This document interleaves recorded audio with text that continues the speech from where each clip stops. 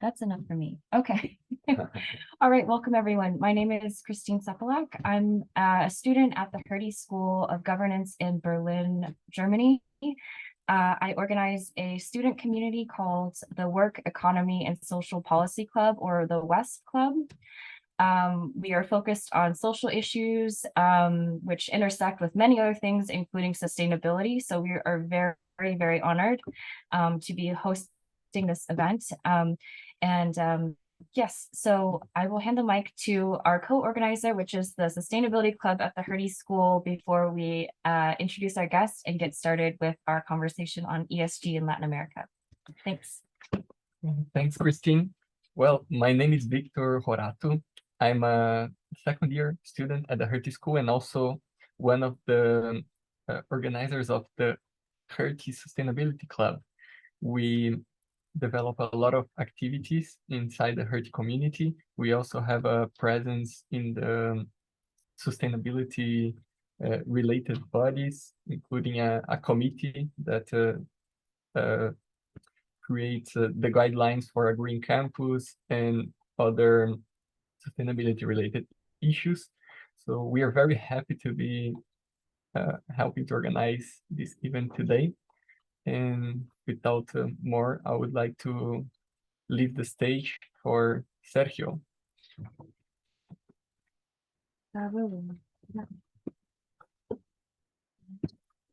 Hello, everyone.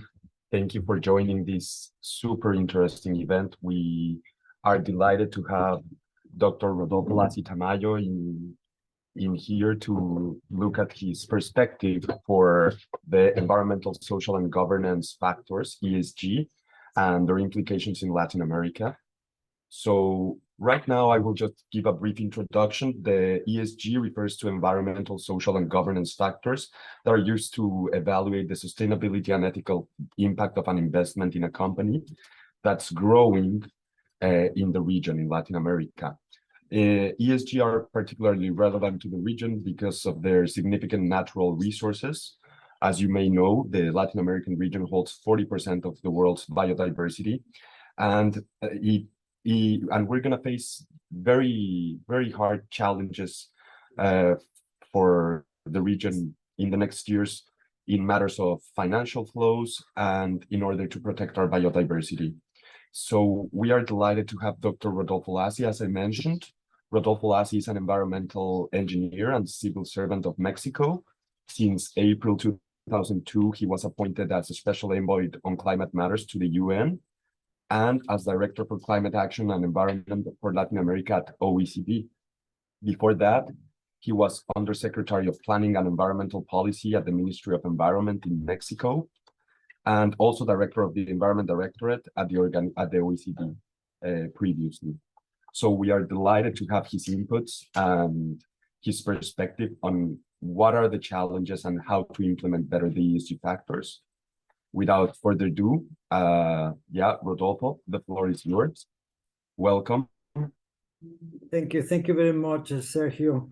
Well, first, let me share my screen with you in order to be more effective in the time that we have for this discussion.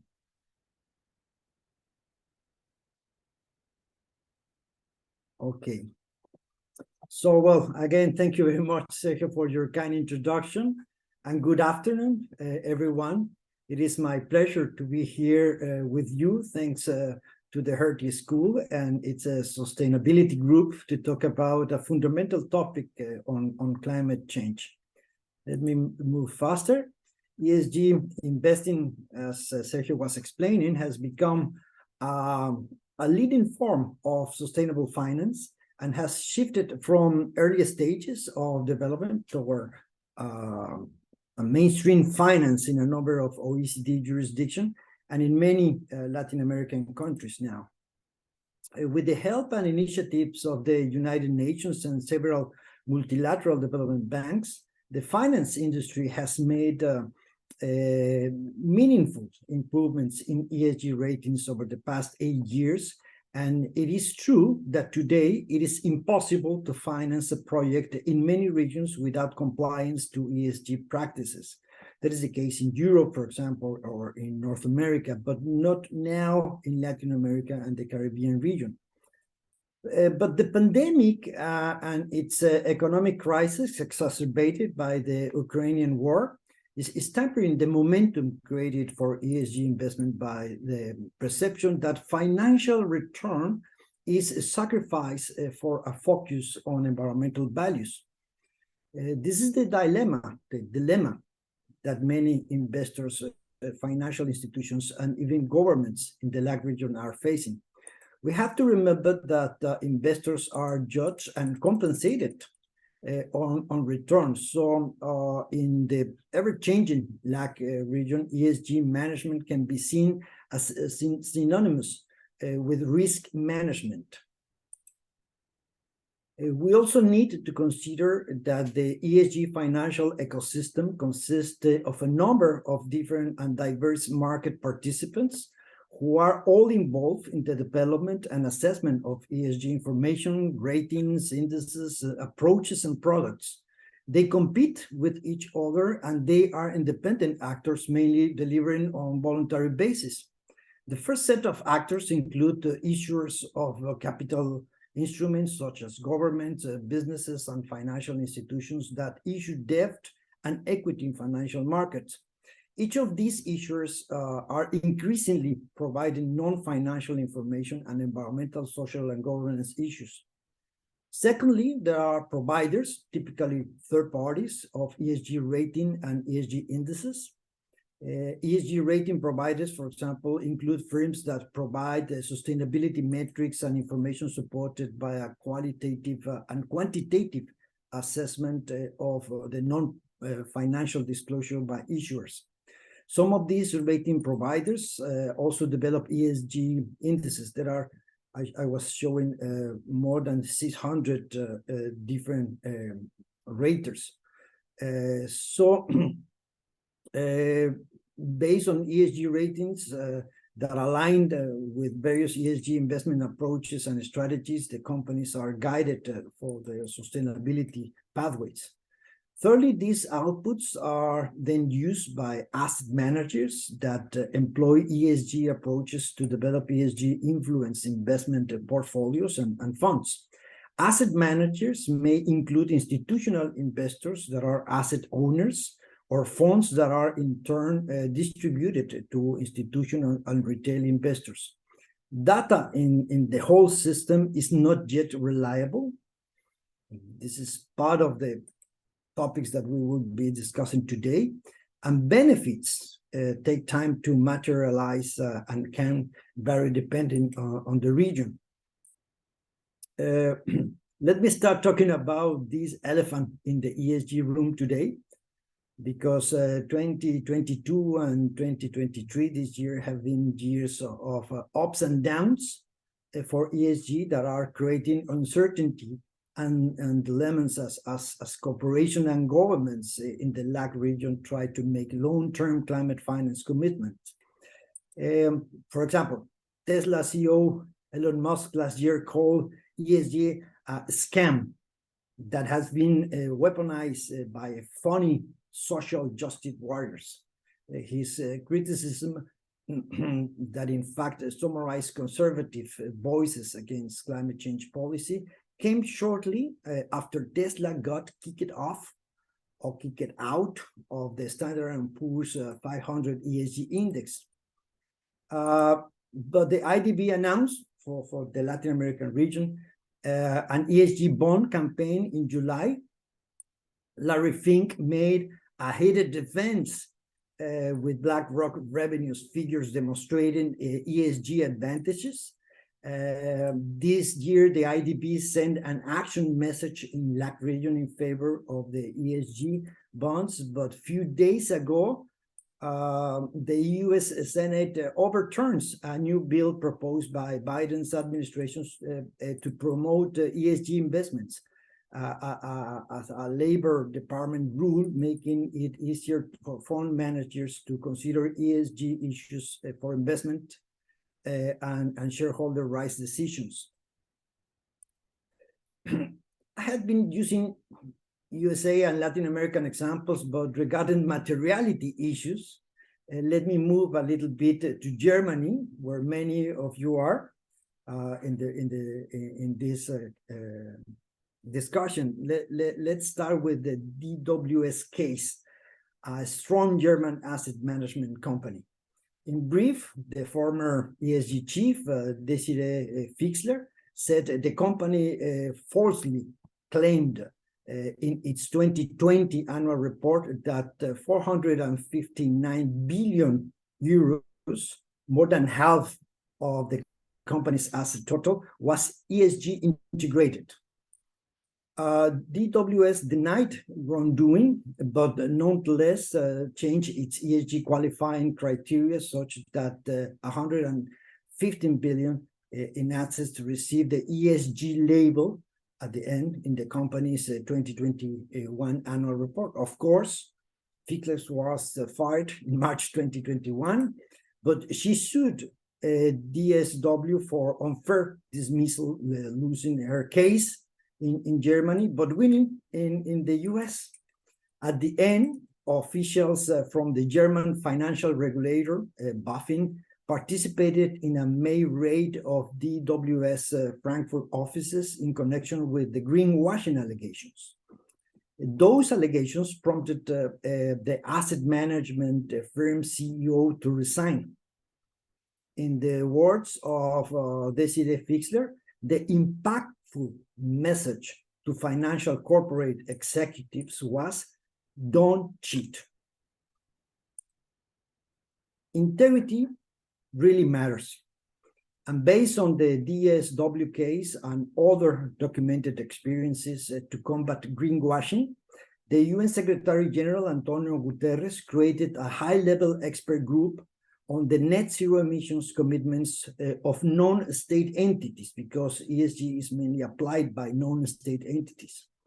The so-called expert group was tasked in 7 months to prepare a report on the issue to be presented at the COP27, and they did it. The report make it clear that non-state actors require not only voluntary long-term pledges, but also short-term science-based targets, as well as detailed transition plans showing immediate emission reductions and capital expenditures aligned with these targets and their net zero pathway.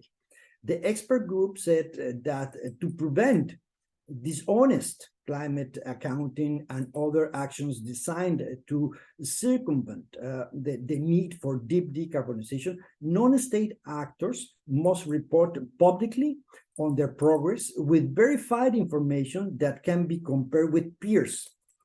That is, in fact, the core business of ESG.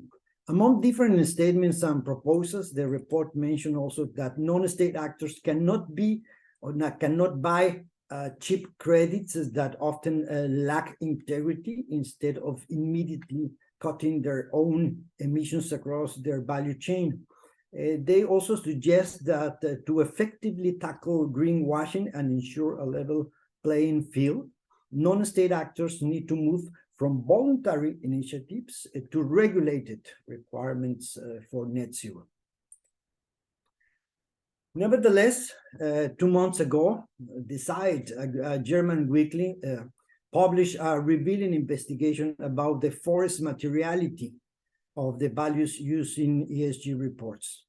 Let me quote, the forest carbon offsets approved by the world's leading certifier and used by Disney, Shell, Gucci, and other big companies are largely worthless and could make global heating worse. The research into Verra, the world's leading carbon standard for the rapidly growing 2 billion voluntary offset market, that is the size of the offset market today, has found that more than 90% of the rainforest offset credits are likely to be phantom credits and do not represent genuine carbon reductions. What is the problem? That let me quote again, the findings, which have been strongly disputed by Verra, are likely to pose serious questions for companies that are depending on offsets as part of their net zero strategies. In this slide, it is depicted an important example of the offset problem coming from the Amazonian project, one of the Amazonian projects that they were investigating. So it is true that it is important for the region, especially when we talk about the rainforest offsets that are issued by Mexico, Colombia, Peru, and many other Latin American countries, even in the Caribbean island. And this is something that we can see clearly, for example, in the Shell ESG report. They are reporting 6 million tons of CO2 mitigated by 2030. And we have to be sure that 1 ton of CO2 reduced by Shell is really 1 ton of CO2 and not only a piece of paper. So this is the magnitude of the problem that we are seeing now. Last year, the OECD did a special report, and we found that there is no alignment between companies that show a high reduction in greenhouse gas emissions, emission intensity, and high E-pillar scores, the E of the ESG rating system. Amid an increasing number of companies setting decarbonization targets, there appears to be little relationship between E scores and greenhouse gas emissions and carbon intensity for the majority of companies analyzed by the OECD.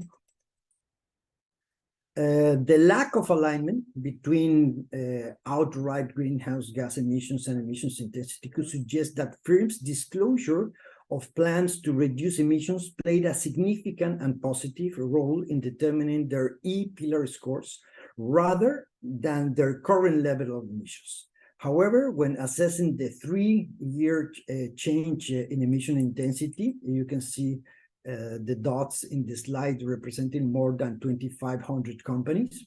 There is also no alignment between firms that show a high E-pillar scores. This suggests that past efforts to reduce carbon footprints and intensity are not factored into the assessment of firms' ability to deliver on forward-looking commitments. The OECD released this report last year, a policy guidance to reinforce the role of ESG investing on transitioning to climate neutrality future. Let me do a summary of them in this slide. First, policymakers, financial authorities, and central banks were appropriate within domestic mandates should strengthen the availability of reliable and quality ESG data and metrics in line with global baseline standards. They should identify and use the tools available to support greater transparency of ESG ratings or methodologies and oversight of ESG rating providers to ensure high quality and interpretable methodologies and outputs. Authorities should support the development of transition plans by financial intermediaries, that include overall net zero and interim targets that are supported by up-to-date and sound scientific methodologies consistent with the goals of the Paris Agreement.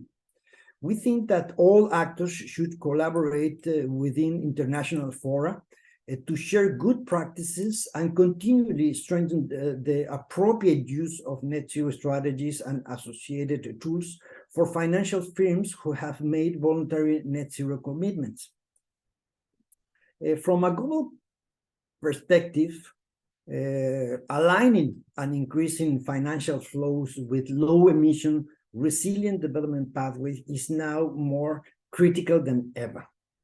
To meet the goals, of course, of the Paris Agreement, avoid a 1.5 degrees scenarios, and deliver on the 2030 Agenda for Sustainable Development, the SDGs. In order to do that, the OECD is recommended 6 transformative areas, and the one that is relevant for this presentation is that what it says in the right circle of the top, reset the financial system in line with the long-term climate risk and opportunities by fixing biased incentives, capability gaps, and inadequate climate risk disclosure and pricing that are hindering the allocation of finance to net zero and resilient infrastructure. This recommendation was done before the pandemic and before Madrid and Glasgow COPs 25 and 26. Infrastructure sits at a very center of development pathways and underpins economic growth, productivity, and well-being. Yet infrastructure has suffered from chronic underinvestment for decades in both developed and developing economies. That's why this recommendation is specifically important.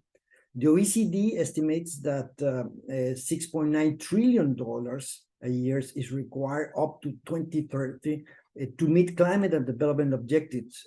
Furthermore, current energy, transport, building, and water infrastructure make up more than 60% of global greenhouse gas emissions.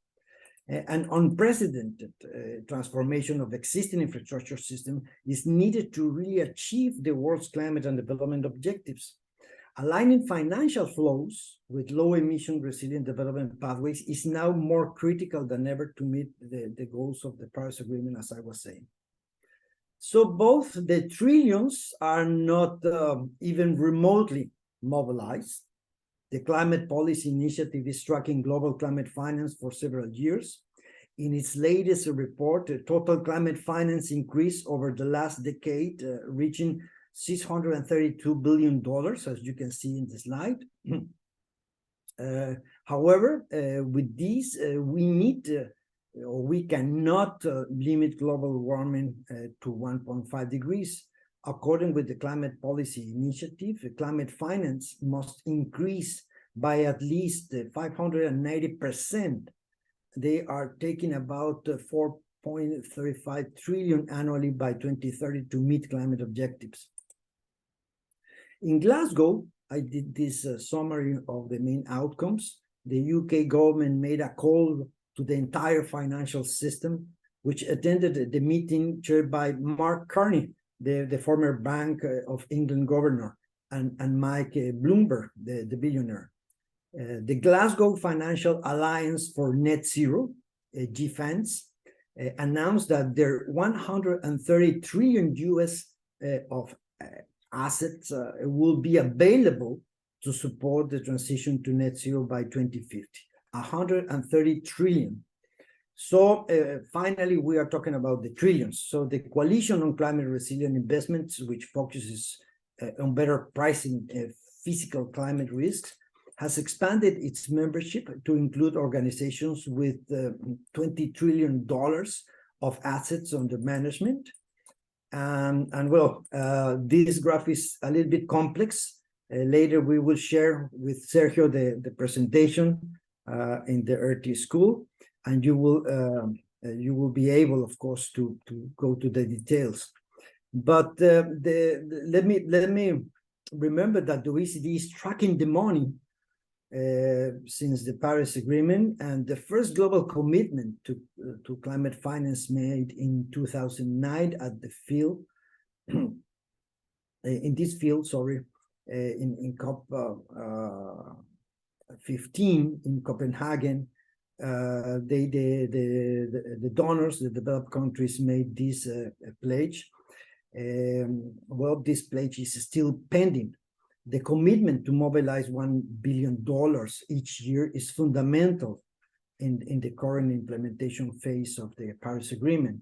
As you may know, the OECD monitors the mobilization of these resources, and we estimate that the goal of achieving $100 billion each year from developed to developing countries, which was to be met in 2020, will be met this year or perhaps next year. In the meantime, to talk about the trillions we need. The Glasgow Financial Alliance for Net Zero, the GFANZ, arrived to Sharm el-Sheikh last year with $153 trillion in real assets and a set of voluntary recommendations and guidelines to align financial operations of its more than 550 members to the Glasgow Pact. GFANZ recognizes the need for other actors in the financial ecosystems to contribute to the net zero effort, including through more granular and fit-for-purpose sectoral pathways, higher ambition public policy, higher ambition action by the real economy, and the development of relevant methodologies and accounting practices.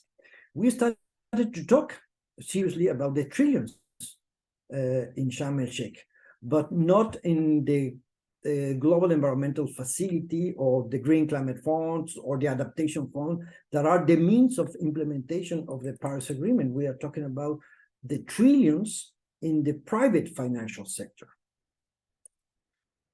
So phasing out fossil fuels plants, for example, and extraction facilities, see this red label that has the retired dirty early wage in the policy scenarios of the right, please, especially coal mines and unabated coal-fired power plants or power facilities without carbon capture and storage control equipment seems to be an important part of the GFANZ initiatives and the guidelines they are suggesting and its member implementing.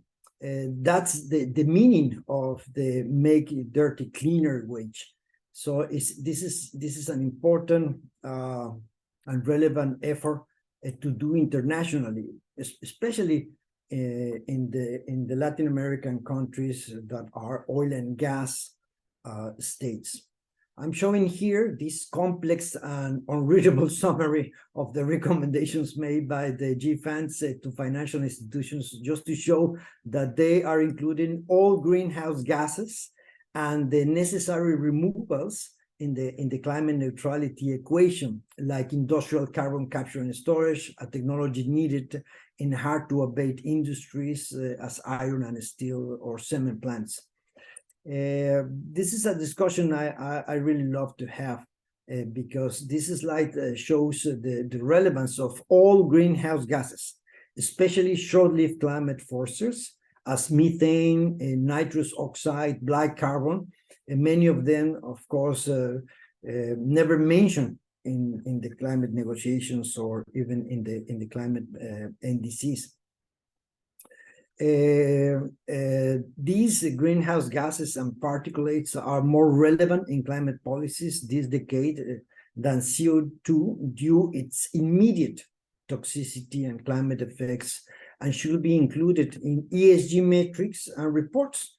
That is the main reason of showing this specific graph, because we have a 10-year window of opportunity to tackle these pollutants.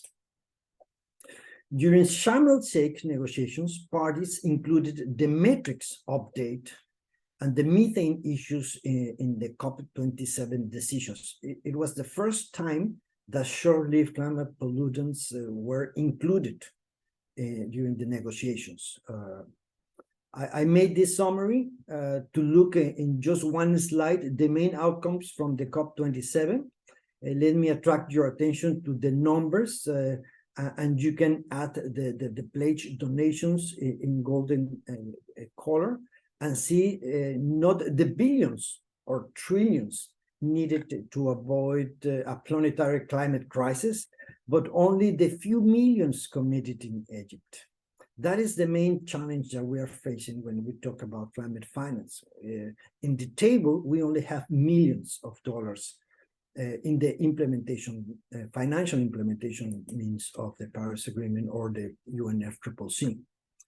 If we look at the materiality, that in my opinion is the most important part of the ESG rating systems, the materiality of the global investments in energy transition, $500 billion in 2020, in percentage of the global energy mix, and of course compared with the dominance of fossil fuels.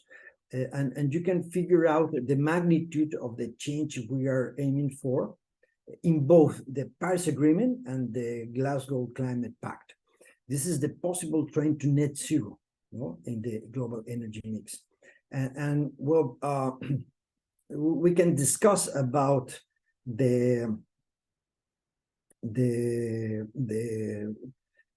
turning point of in this figure, because we do not have any other environmental policy experience to reduce pollutants at that pace.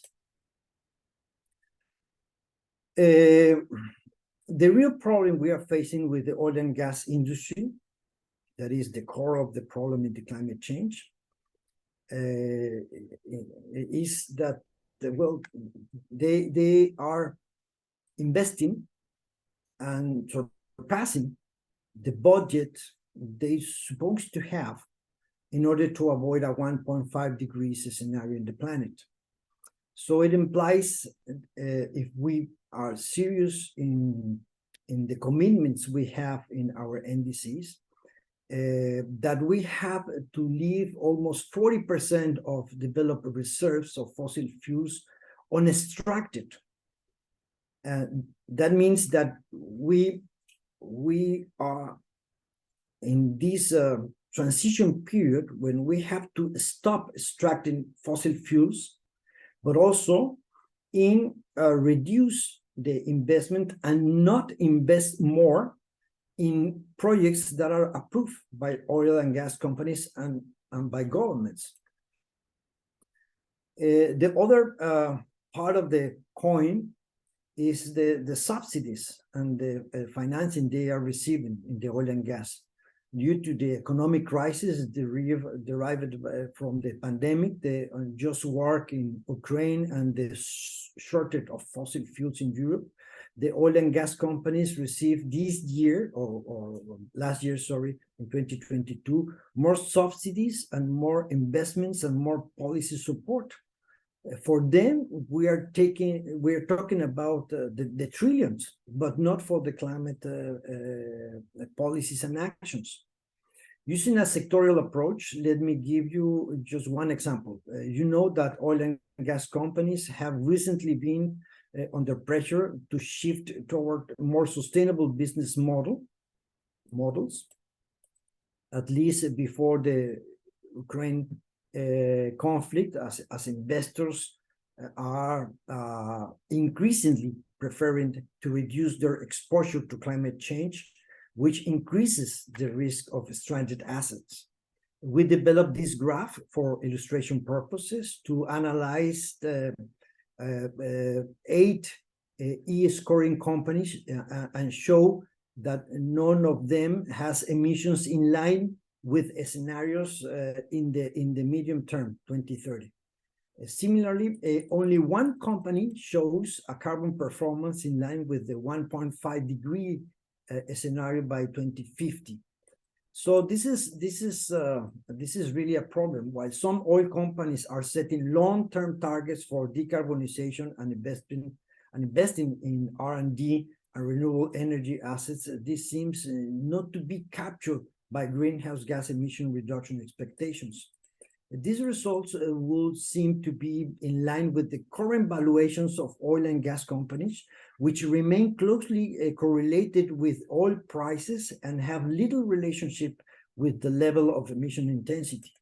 This could generate rising questions as to whether or not financial markets are already incorporating ESG indicators or transition pathways initiatives, TPA scores, into their assessment of transition plans. For example, those adopted by some oil companies that plan to invest more in alternative energy sources. Recent IEA analysis shows Sharm el-Sheikh climate pledges by governments, if fully achieved, no greenwashing, of course, would limit the global temperature rise to 1.7 degrees. That is an improvement during COP27 from Glasgow. Nevertheless, much more is needed to align energy policies and investment to be faithful to the necessary trajectory of 1.5 degrees. Let's see what happens at COP28 in Dubai, now that the president of the COP is from the oil and gas companies. As we enter the decade for delivery, the OECD believes that a whole of economy approach is needed to realize the net zero transition. This includes focusing not only on upscaling zero or near zero emitting technologies and low carbon businesses, but also supporting the progressive lowering of emissions in high emitting and hard to abate sectors. In this context, transition finance, for example, the financial resources needed to support just transition projects from coal industry to clean options, is gaining traction among governments and market participants, and a number of approaches relating to transition finance have emerged and are continuing to emerge. This is an initiative from the OECD. The OECD is at the forefront of work on transition finance work, trying to identify barriers and offering solutions. A recent OECD work on the topic highlights that the current differences in taxonomies, guidelines, and market-based frameworks can fragment markets and reduce investors' confidence. That is also the main reason of standardize the ESG metrics and methodologies. It's really an important matter right now in the finance industry. When investors are conscious of protecting the environment, how companies are securing the materiality and profitability of their climate investments is an important question. For the time being, with ESG investing or ESG rating systems, we don't have a clear answer. But despite interest in ESG, it seems that there is an incipient but growing investment in it in the private sector, as you can see in this slide with numbers coming from JP Morgan.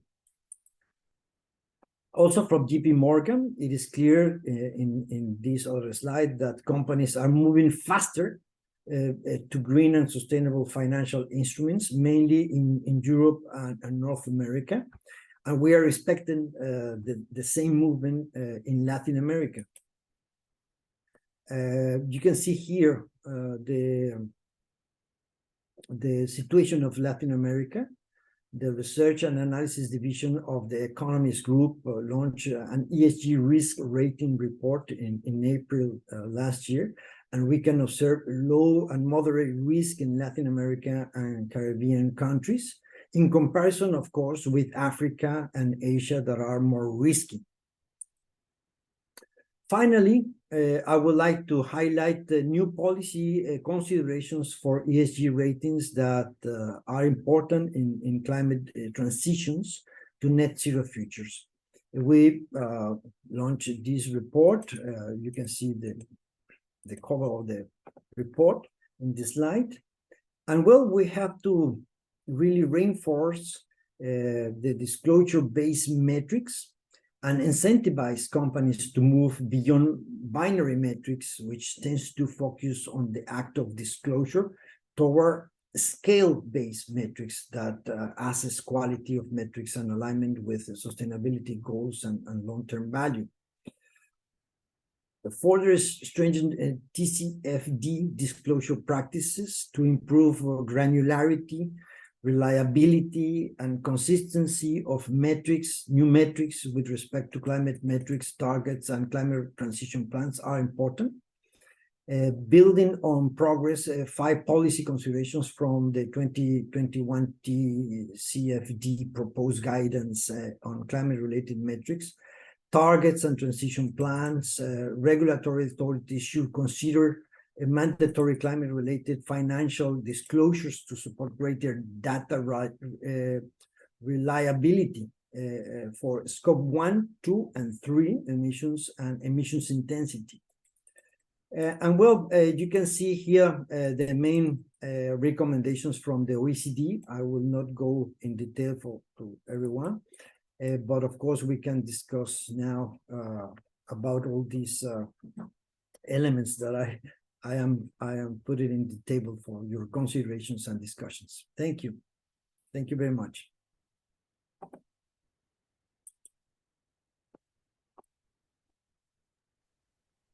Thank you very much, Rodolfo. It was indeed extremely interesting to hear your thoughts and feedback on this.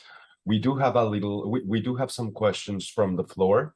We will begin with Victor. I don't know if you're going to go to the podium though. Yeah. Just a second.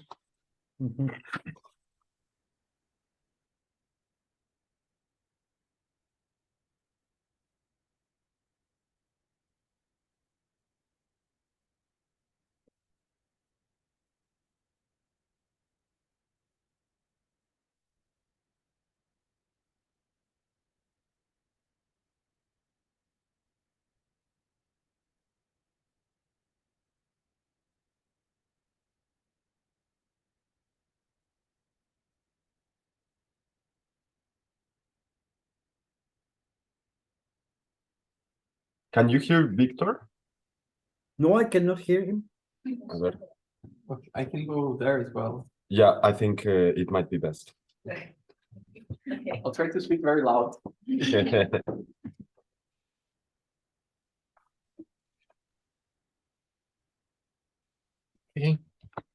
Hi, Victor. Yes. Well, first of all, thank you for all the content. It was very interesting and useful. My question would be related to the role of government, financial systems, and industry, especially oil and gas and heavy industries. And it looks like a broad question, so to put things together in an articulate way, I was following some news by the beginning of March of some banks in the US that are following ESG guidelines, and they were limiting the credit streams or credit services for some oil companies, especially.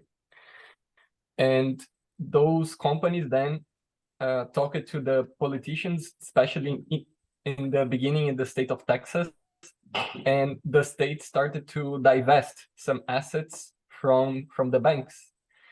And apparently that move gained some traction in other states, mainly Republican states. And the US is, in that map, is depicted as a low-risk place for ESG.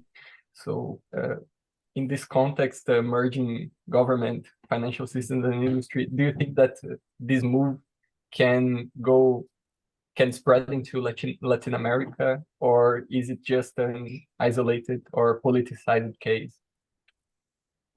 Well, we are in that situation in Latin America. There are countries that are not, of course, engaged in ESG rating systems. They are not adopting climate policies to improve the environmental and climate performance of private companies or industries. I think that the countries with huge assets on oil and gas industries are not willing to adopt rapidly these new financial principles that are guiding the new investments in the whole planet.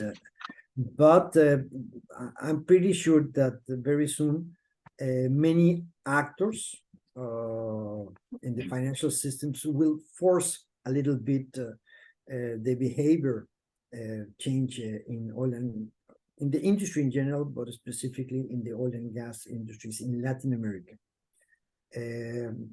I mentioned Shell as one of the companies that are adopting the net zero goals by 2050, but there are others that are putting the example. So I would like to see Mexican, Brazilian, Venezuelan companies, oil and gas companies adopting these principles, these targets, and defining net zero pathways. This is the ambition we have at the OECD. Thank you very much. Now we have a question from Christine. Christine, please. Yeah, hello again. Hi. Hi, so my question is, so ESG is really critical to sort of transforming the way companies operate in the long term, and that's really important. But I want to ask you about short-lived climate pollutants. So we know that much of the ESG measurements are focused on carbon, which is around half of what causes warming in our atmosphere, and but the rest of the contributions come from these short-lived contributions. So sort of like Victor mentioned, as ESG becomes maybe more controversial, do you think there's space to maybe more aggressively focus on these short-lived pollutants, since they are not so heavily focused on in the ESG metrics? What are your thoughts on sort of this dichotomy of focusing on carbon and these short-lived pollutants? Yeah, well, there is a lot of focus on CO2 emissions only, because it's perhaps the universal indicator at the moment when we talk about climate policies. Some of the countries in their NDCs are including the greenhouse gases that are part of were part of the Kyoto Protocol, but not the complete spectrum of greenhouse gases that the IPCC is considering in their models and forecasting reports. So it is important to include short-lived climate pollutants, especially in Latin American countries, because those pollutants are related with public health. And if we reduce short-lived climate pollutants in the short run, we will improve air quality, public health, and reduce the risk of tipping points globally, not only, of course, in the region. So it makes a lot of sense in Latin American countries to start putting more emphasis in those pollutants, criteria pollutants, that are short-lived climate pollutants too, where we have the rules. I mean, we have regulations, standards, the organization to control them. For example, in the transportation sector or in the industry, in the heavy industries. So we can contribute to reduce black carbon or methane emissions more than CO2 in the long run, because the CO2 emissions are really important. We have to do it, of course, but the CO2 emissions are not directly related with public health problems, especially in the cities. And you know that more than 75% of the population in Latin America is living in urban areas. Yeah, thank you. I think that's great. So we have a few online questions, actually. So if you want to. So we do have a couple of questions from the forum. The London, New York Stock Exchange and Hong Kong Stock Exchange have successively changed their regulations to require mandatory ESG data disclosure for a company listed in these places. Beyond that, what do you think are some effective ways to improve ESG data disclosure, especially in developing countries and regions? In the Latin American region, are there any effective practices that you have noted that are worthy of replication around the world? Thank you. Well, yes, of course. I think that in some stock markets, they are really interested in adopting ESG rating systems. There is a trend in the industry to use in the finance industry to adopt ESG ratings because it increases not only the flows of investment, but also the revenues and the returns to the investors. It is clear that the main markets are moving faster to these new low carbon and resilient businesses, instead of investing in the business as usual oil and gas or fossil fuel industries that are even projecting a decline in their revenues in the next 10 years. So if we think in the future, we have to take in considerations that the market is changing rapidly for the Latin American countries,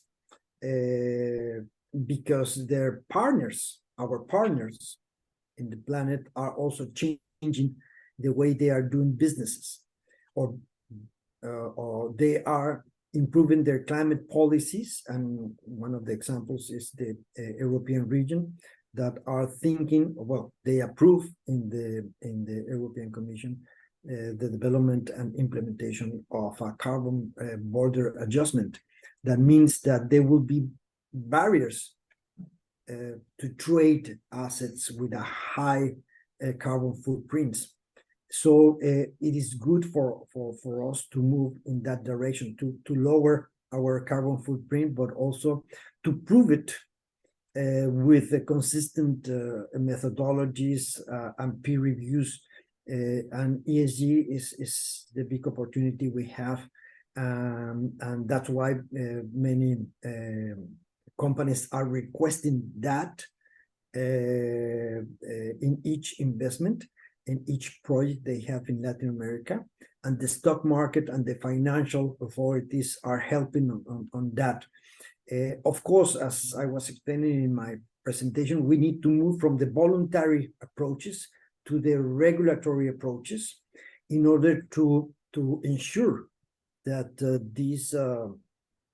these reductions will be happening, but also that there will be a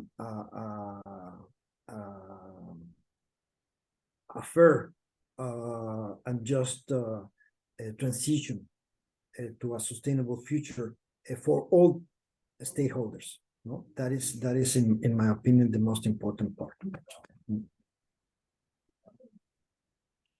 Thank you very much. I think we have one more question from Laura. Yeah.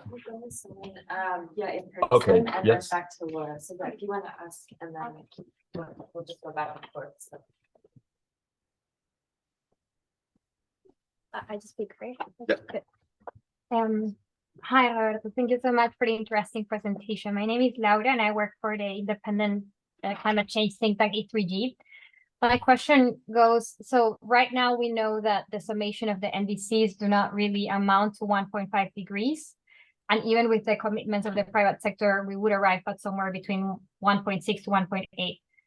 The problem is that even with the transition plans that are becoming more usual, these are not, let's say, in the context of a national decarbonization trajectory, which amounts to 1.5. So my question is how to deal with that, especially because it's, of course, NDCs, LTSs, and NAP, so nationally adaptation strategies, and the long-term strategies, and the NDCs, they are national strategies. So unless the country develops them, it's really hard to know whether a company or a public entity is within that trajectory. So how to deal with that? Thank you. Yeah, well, NDCs are included for the moment in developing countries. Targets that are that will be reached without any help or without any financial support. Unconditional targets, no, they call it that way. Mhm. And there are conditional targets to finance support. ESG is facilitating the finance support from the private sector. And that is the role of the ESG at the moment. It's an enabler of climate finance in a big portion of the trillions we need. For the moment, in GCF, in the Green Environment Facility, in the adaptation fund, we only have millions, a billion perhaps, but the trillions are in the private sector, and they will not mobilize the trillions if they are not sure that the trillions will give them returns, the returns that they are expecting as investors or as a private investment body. So this is the main role of ESG. Is the policy. Well, it's not a policy framework, but it's the a suit, no, or a tailor-made, voluntary tailor-made rating to compare, of course, their efforts and to make commitments to this global goal of avoiding 1.5 degrees. No? And this is a role that ESG is playing at the moment. And sometimes we do not visualize the relevance of this role because we are in the nitty-gritty of the procedures, the metrics, the discussions about who is the best, the competing situation of different ESG companies. And also we are trying to standardize the methodologies, the indices, the taxonomies, according with the recently approved Article 6 of the Paris Agreement. So, of course, there are a lot of different silos working in enhancing ESG ratings, but the main objective of all of them must be to really do a global effort to deliver, to mobilize the trillions we need to massively deploy low carbon or net zero technologies and solutions.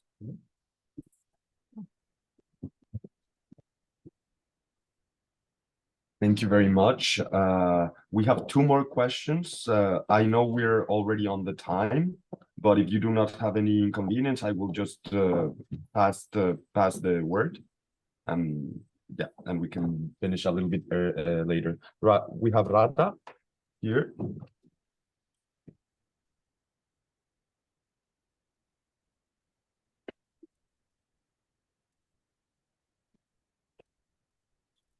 Hi. My name is Radha and I'm a student of MPP here at Hertie. Thank you for your presentation. It was very interesting. My question is that you mentioned transition finance as a risk management tool. And I'm just wondering what that means and if you could explain that in a simple term, that would be great. Thank you. Okay, sorry for being a little bit baroque about my explanation on transition finance. No. Transition finance is for those companies that need to move from the condition of high polluters, like a coal-fired power plant, to a green company or to a renewable facility, for example. No? The workers that are working now in the coal-fired power plants do not have the skills even do not have perhaps the age to learn different disciplines that they will need to be more sustainable in their future work in a net zero company. And the companies need first to support their workers to transitioning to a greener future, but also they need to learn how to leave the all dirty industries, clean up all the mess they created, and do business with other kind of products and goods that they need to produce or to be involved with if they want to really be in the energy sector or in the agriculture sector or in the transportation sector without emitting greenhouse gases or short-lived climate pollutants. So transitioning from a dirty industry to a clean industry is not an easy task. It's not a straightforward business opportunity. You have to change your mindset. You have to really get the skills, and you have to learn. And in order to do that, you need some financial support to buy new equipment, to train your workers, to build capacity in your sector collectively. And there are many situations in transitioning from a dirty to a clean industry that must be supported. We cannot think that the oil and gas industry will shift their nature immediately just because the Paris Agreement. We have to go with them in the pathway that they define, of course, with a voluntary basis. But we need to set the regulation, we need to set the targets, and we need to provide them with support. Thank you. I don't know if I answered your question in a more friendly words. No, but okay. Thank you very much. We have just one last question, which is, given Latin American ties with the EU, do you think that along with ESG, due diligence will also gain importance, especially in LATAM, especially since LATAM is home to the third largest lithium reserves? With each country's separate mining code, how do you see a unified need for due diligence developing? It's a very good question. I think that there will be, of course, local opportunities for new businesses like the lithium mining or the lithium batteries, the production of lithium batteries, not only the raw material for the new generation of batteries, for the transportation sector, for building buildings and factories. And we have to implement all the tools in order to be sure that with a life cycle approach, we are taking the right decisions and we are really cleaning the sectors from the old and polluting practices to the new clean conditions that we are requiring for a net zero future. This is important because we are not using the full spectrum of policy instruments we have and regulations and practices that we develop for other global problems. And this is the time to do it.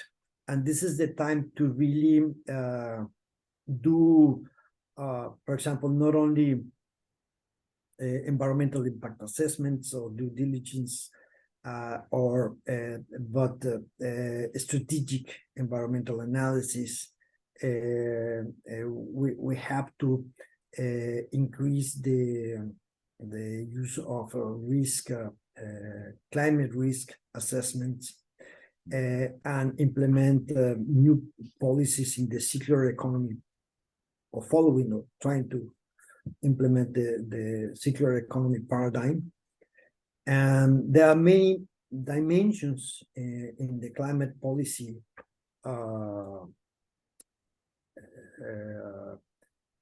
future that we have to improve our capabilities to really speed up the implementation of the Paris Agreement that is delayed for more than 3 years because of the pandemic, and now because of this war in Ukraine. What I'm trying to say is that we have to really establish a pace of decarbonization in our LAC countries that we are not having yet, and that is a need in order to not only improve, of course, our climate performance or enhance our climate performance, but also to create wealth, create new businesses, and create green jobs to really improve the quality of life of our population. So all these new policies, instruments that we used to implement for other purposes, we have to use them for this new specific goal. I don't know if I answered the question, but what I am trying to say is that it is important to implement all the policies that we have on place to enhance and improve our climate policies.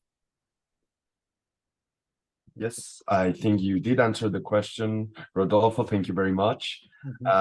We do not have any more questions at the moment, so I think we will close it here.